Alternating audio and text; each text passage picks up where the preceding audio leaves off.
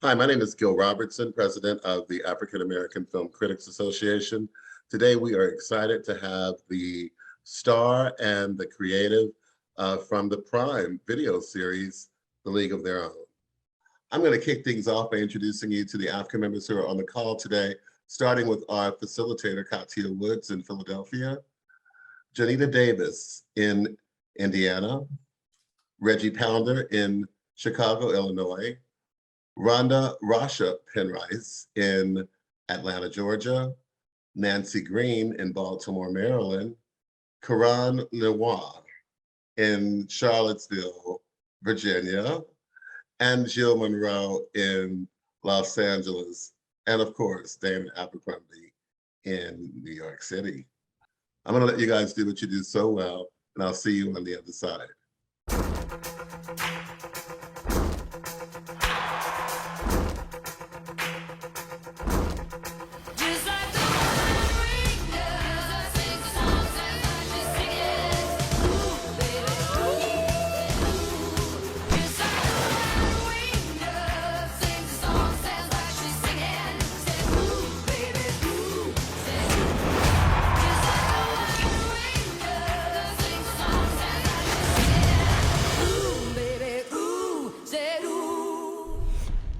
Hi, I'm Reggie Ponder, the real critic out of Chicago.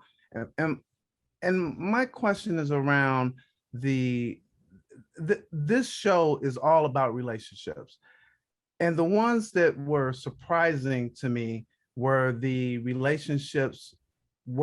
friendship relationships and the way in which you guys portrayed that. So you got Carson and Greta, you have Max and Clance, I think Jess and Lupa.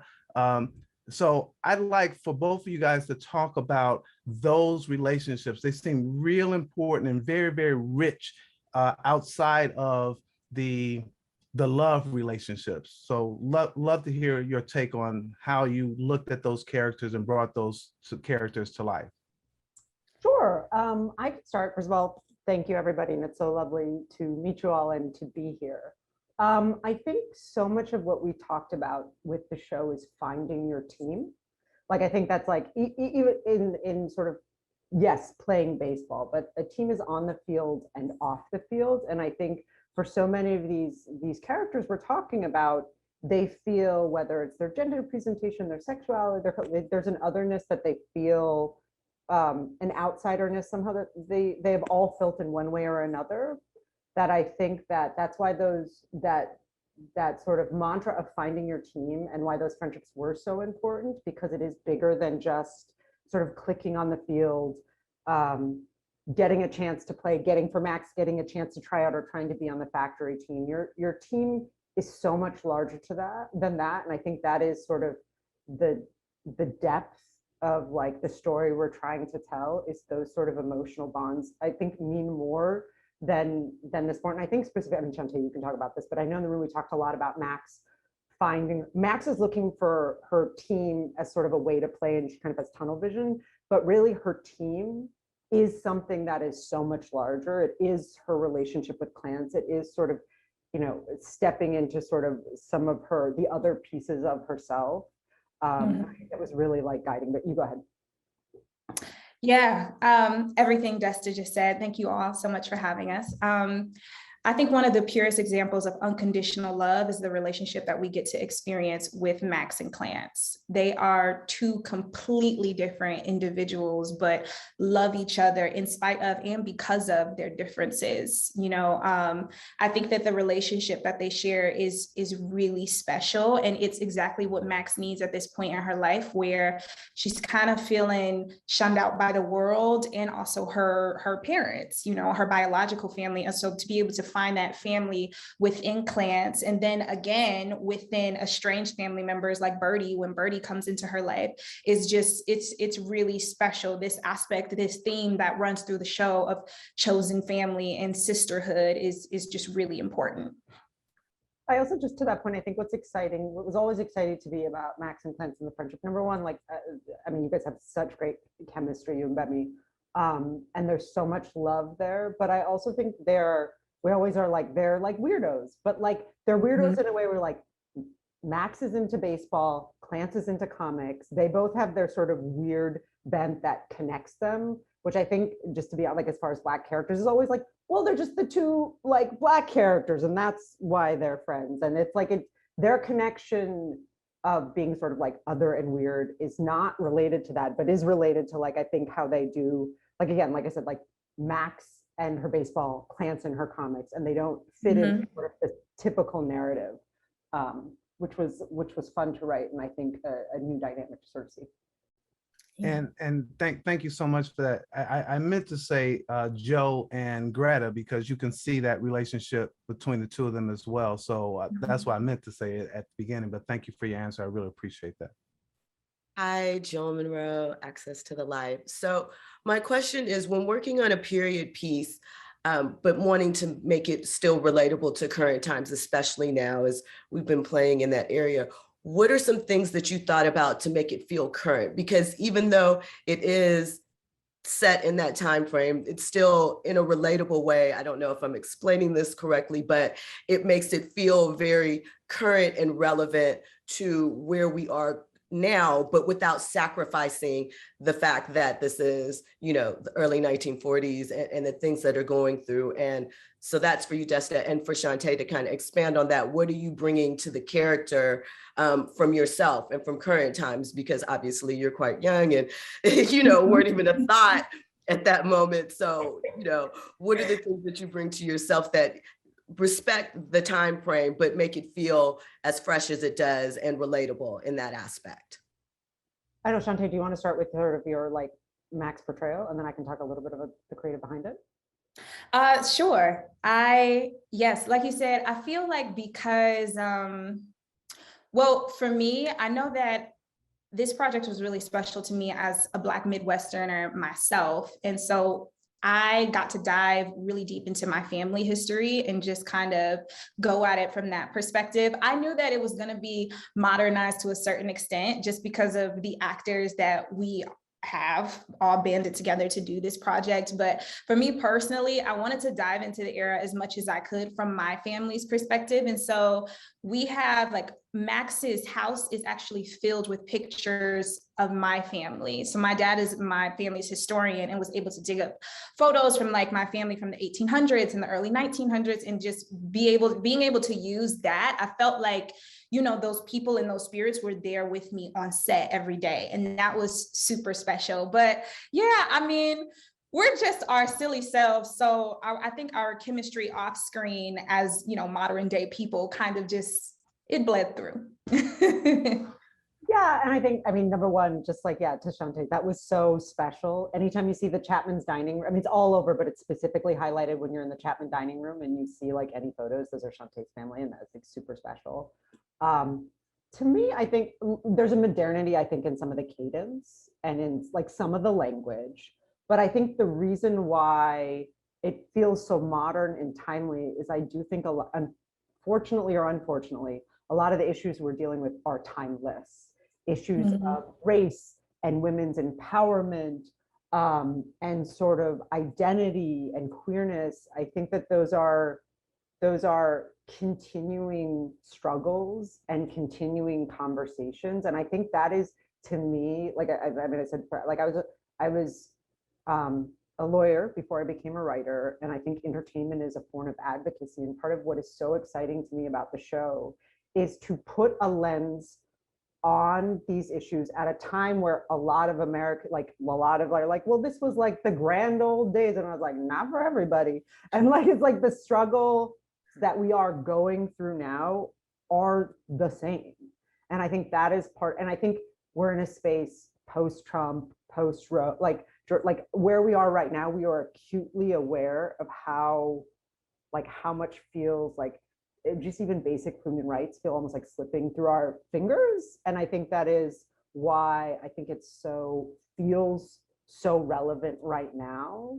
So yeah, I think like from a modern lens, there was definitely a perspective in like sort of the writing that is, and I think it's true to what Shantae is saying, to like the actors involved and sort of the take is the rhythm and the language is, you know, 2022.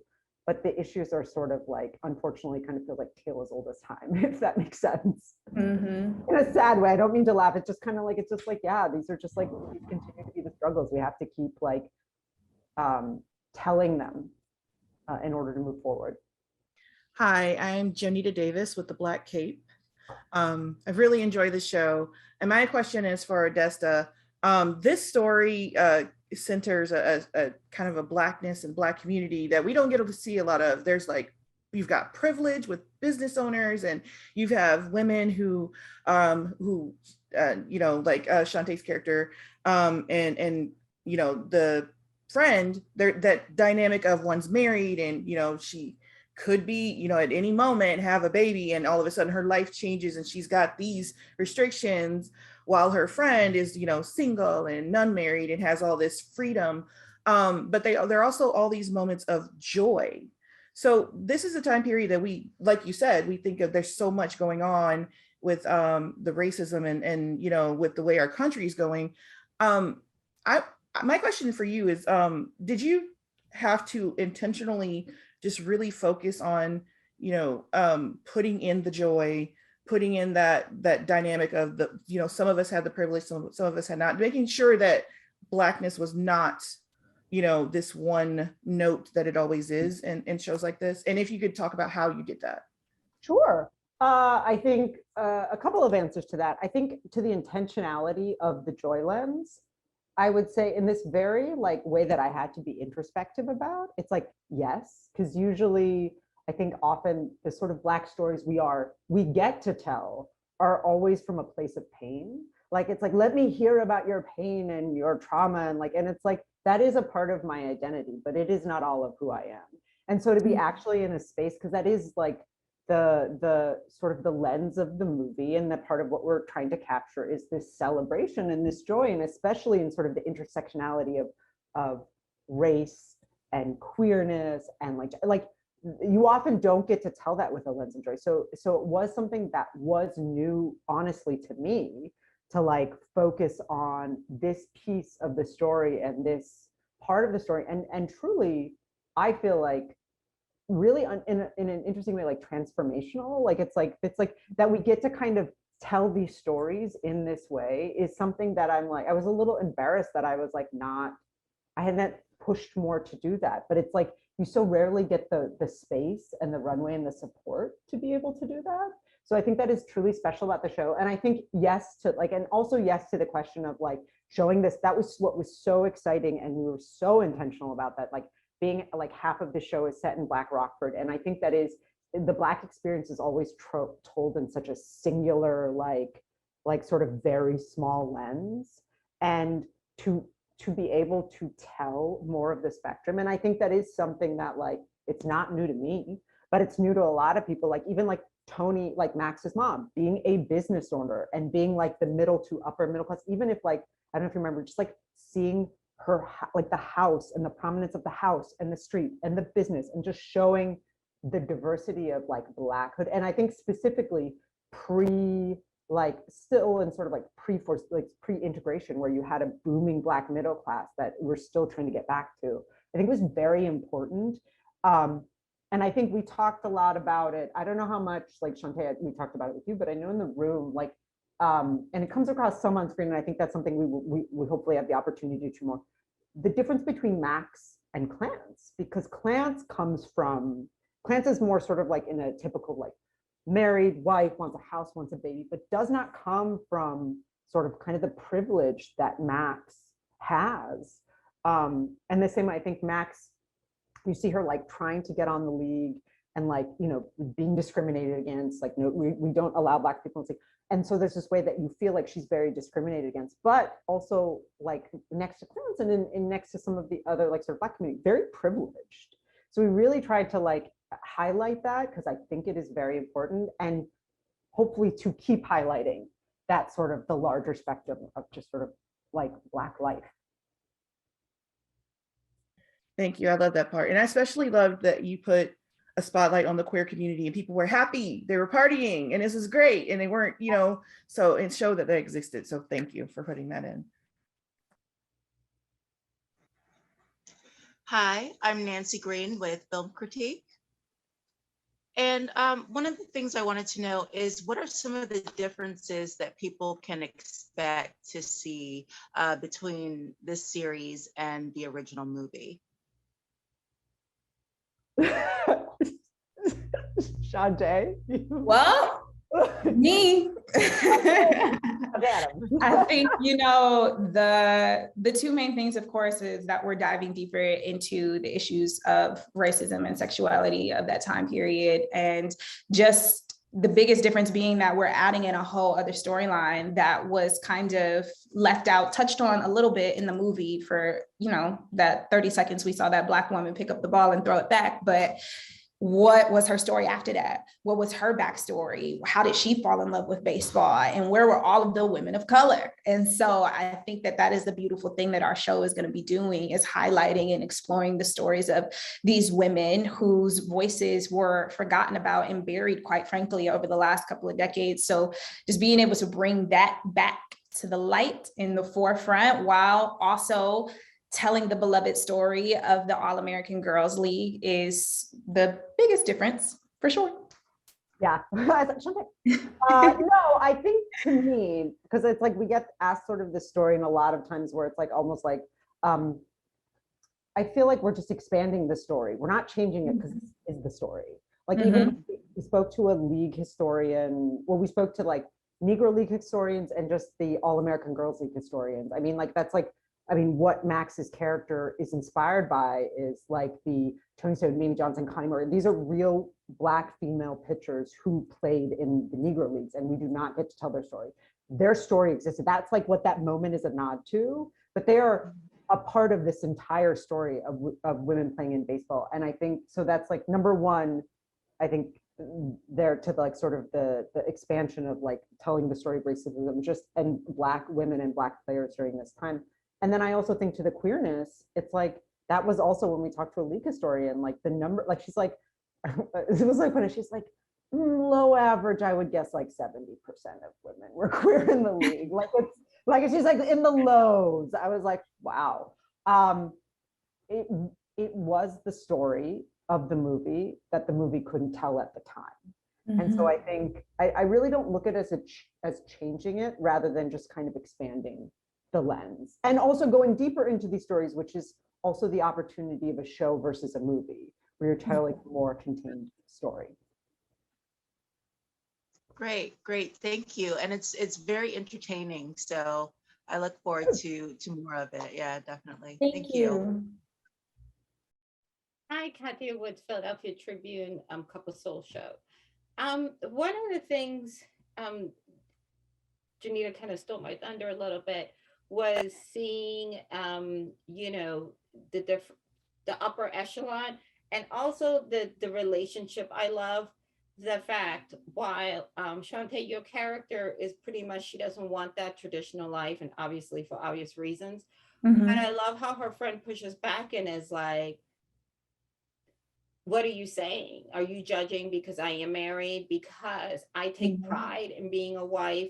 And I think that's important to see, because I think too often we have this image of women being wives, being mothers, and it's always oppressed, and because they don't have other choices.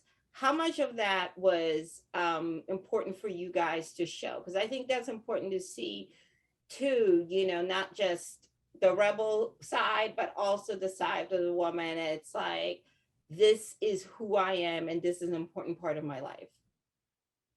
I think it was very important, and it speaks to the authenticity of the time. Like, yes, we're telling the story of Max, who, as you said, could be considered a rebel, but also being married, if that's what you wanted, and having a family isn't necessarily a bad thing. And I think that we get to see that through the eyes of Clance and Tony, of how marriage has helped them and what that partnership does for them. And one of the most beautiful things I find about the show is how well we capture Black love through all different types of relationships, the love that we see with the newlywed love that we get to experience with Clance and Guy, and the decades old love we get with Max's parents. She grows up in a a household with two Black parents that are still in love with each other. That's not something that we're seeing, especially in this time period. And also the love that we get to experience with Gracie and Birdie. I think that the Black love we just get to see throughout this entire show of all the different types of relationships is really special and beautiful. Yeah, I think specifically to your point, because it was intentional, I think that like for Clan, again, this show is about sort of finding your team and finding your dream. And that looks different for everybody. I do think that there is like, everybody has sort of a path to fulfillment. And there's like, I'm a mother, like I'm a mom. I love my job. And I also love being a mom. Now, I do not want to be a stay-at-home mom. I've stayed home with my kids. It's a little too much.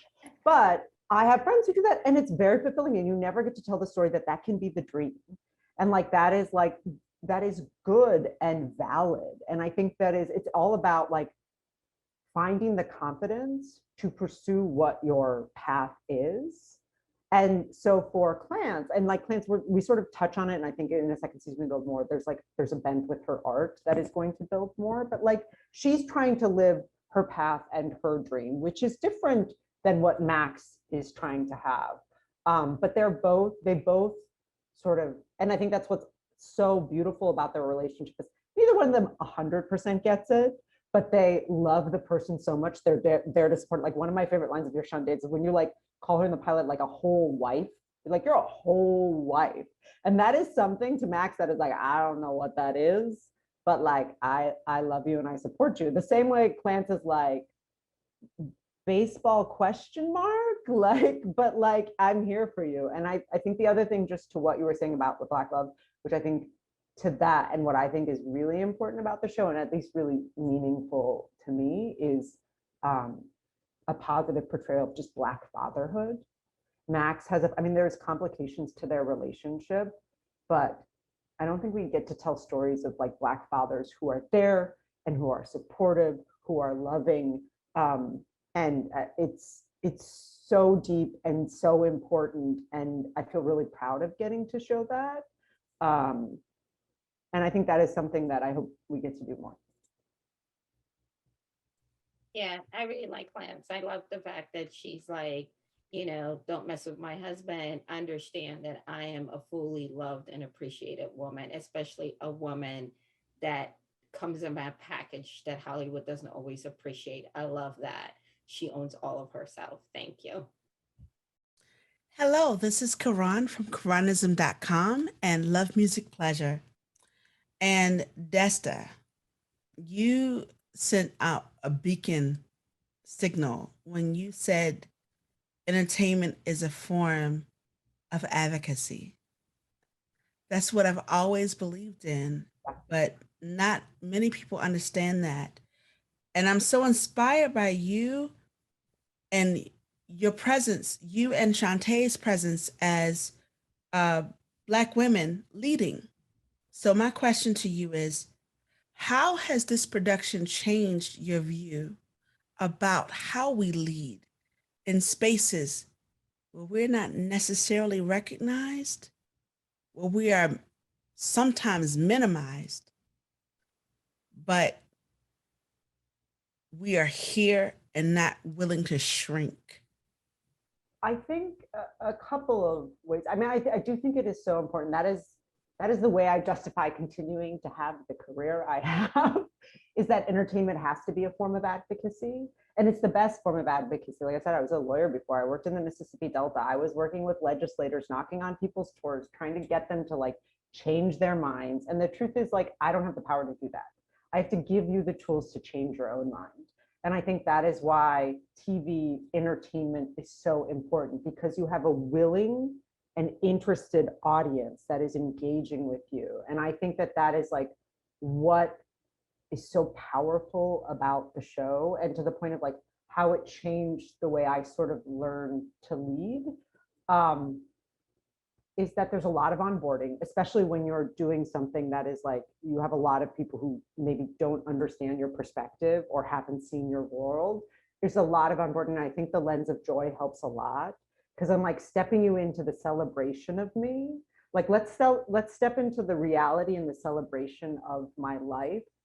and get you to change your own mind, sort of like that sort of leading through. And I learned to do that a lot in Mississippi too, just because I was there, I was like, I'm queer, like I was there with my wife, like we're outsiders coming and people are like, what is this? And they're just kind of like, I'm just going to lead you through my life and bring you in and try to connect with you and help you sort of, and change with you and give you the grace to sort of make the mistakes that come out of your ignorance. And I think there is moments in that in the show, like listen, there are parts in the show which I would like to have hard, like sometimes I'm like, sometimes the edges could be harder, sometimes the hits could be deeper, but like the way that we were trying to onboard people is through sort of that connection and that joy and like bringing you into the lived experience. And I think that's, and I hope and I think it will work. And I think that's sort of the way, changing sort of, I think my leadership style and just sort of my advocacy style is using sort of this lens of joy and humanity and connection to sort of bring people into change. Yeah, this show, just this entire process of filming the show has taught me so much, especially when it comes to being a leader. I think that the other day I was thinking, I couldn't remember who the showrunner was on our show. And that is because our team of leaders that we had with Will and Abby and Desta were so open to all of our ideas, to all of our opinions, and just the inclusive environment that they created throughout the show is how I expect every set to be when I walk on. And that could be very spoiled of me, but that's how I feel leaving our show. Everyone's voice was heard. And I feel like that's the best kind of leader leads that way. And I'm just really appreciative of them. And because of that, I feel like I've walked away a stronger actor because I felt comfortable enough to be able to voice my opinions, to share my ideas, which allowed us to have dialogue about certain things that I know we wouldn't have been able to talk about had they not created this space of openness. So I'm really grateful for what this show has instilled in me as a leader. And I also want to say to that point, number one, we're grateful for you, Shantae. But I think what was different specifically about the environment, because there are so many characters and so many worlds to service, and I think we rooted everything and everybody. In order to make it as authentic as possible, we really tried to root it in everybody's experience. Like, Shantae, what's your experience? Does this feel off? What's my experience? And when you do that, there is no right answer. And I always felt like we don't always get to like, we were having the right kind of conversations. When there is no right answer, everybody sort of has permission to be wrong. And when you have sort of a space where there isn't right and you can be wrong, it just opens the dialogue of collaboration and is, I think, a different form of leadership, which I think is reflected in sort of the product. The product is truly a work of everybody behind and in front of the screen. It took in everybody's individual experience, everybody's ideas. And I think we're all really proud of that. I am personally and professionally super grateful that both of you have changed literally my view of what it means to be a Black woman to lead, not just on screen, but Black women in production, because we don't give enough credit to Black women who produce these stories, who tell these stories. So I thank you. I thank you. I thank you. No, thank you. You've created not just a really great drama, but you also created great drama within the games, the baseball games. And so I was wondering, can you talk about development and the process of those games? How much baseball did you have to study, kind of the trainers that came in? I mean, Shantae was an expert in baseball, so she did no studying. Desta. We had an amazing baseball coach. Her name is Justine Siegel. She's the first woman to be employed as a coach in the MLB, and they were able to bring her in to work with us, and primarily work with me because I probably needed it the most. I told them I could play baseball in my audition. I lied. It's whatever. They got over it. And play baseball. You can play. And but we went through a very rigorous baseball camp. Justine Siegel, who also runs Baseball for All, which is an organization that advocates for girls within baseball, she brought in her coaches. We had an all-female coaching staff. It was such an amazing experience, and to really be able to talk to these women who were in baseball, and some of them came on the show to be our doubles, to play in the games as extras. And so we were engulfed and immersed in female baseball throughout the entire process. Yeah, Justine is fantastic, and Justine came with a whole team, and also she's, I believe, the first woman to have her jerseys in the Baseball Hall of Fame in Cooperstown. Like she like Lena, they had a whole amazing team. We had a whole amazing stunt team. There were so many, and Justine is also like connected to so many, like sort of like through Baseball for All on the network. It's unfortunately a smaller network than you would want it to be, and should be, sort of temporally, like where we are in time, of like baseball players around like the country, like who she brought into W. Like she's known the amazing pitcher since she was like 13. Like, Yeah. and I think the baseball, we always tried to, and I think we're hopefully have the opportunity to do more of it, is I think part of the reason that baseball is so exciting is we really talked about how can we dramatize the off the field stories on the field. Like how can we bring, like part of, like when even like, I mean, I don't want to like do super spoilers, but it's like when we see the times where we see Max pitch, like it's so built up in multiple ways that it's like dramatizing her entire off the field struggle is brought into those moments on the field. And because I think that is what sports, that's what baseball is. I think that's what all of sports is. It's like this sort of like almost spiritual level of presence. It's like your entire being is like your entire experience, history, training is sort of brought into your body in that moment. And we really wanted to highlight that, with also having sort of very authentic baseball, which is where all our coaches came in. Hi, Rhonda Rashay Penrice. I was very pleasantly surprised that it wasn't like this kind of Pollyanna thing where people are like, oh, Max, you're such a great pitcher. We will like welcome you in, and that you showed so much complexity and how it was not like that. But Desta, I'm interested in, how did you become involved with this? And for you, Shantae, why was this a great role for you to take? Because you have been on the big screen. And, you know, this is still like movie-like, but a smaller screen version of what you've been playing. Shantae, do you want to answer that first? Because you were involved in the project before I was. Sure. So yeah, I auditioned for this about 3 years ago, and I remember the email coming to my phone and being like, A League of Their Own, they're remaking A League of Their Own. And I remember that movie. You know, I didn't see any Black women in that. And then I read the script and I was like, oh, okay. So we're doing something a little different here. And then I did a little bit of research about who my character was based off of. As we said earlier, Toni Stone, Mamie Johnson, and Connie Morgan. And I feel like throughout my career, since the very beginning of when everyone saw me in Roxanne, it has been about telling the stories of Black women who we have kind of put to the side a little bit, and bringing that back to the forefront and highlighting those stories once again. And it was right up my alley. It was exactly what I wanted to add into the arsenal. And I had been in film for, I mean, all of my career. This is my first TV show. And so I knew that when I finally did go into TV, I wanted it to be a story that was complex and a character that was complicated and not one note, and that was going to give me multiple episodes to be able to dive into the issues. And also, I don't know, I keep getting into these projects of period pieces. Maybe they're my thing, I don't know, but that's also right up my alley too. I love just diving into Black women from a different era and being able to tell the stories of my ancestors. And that's what this project afforded me to do.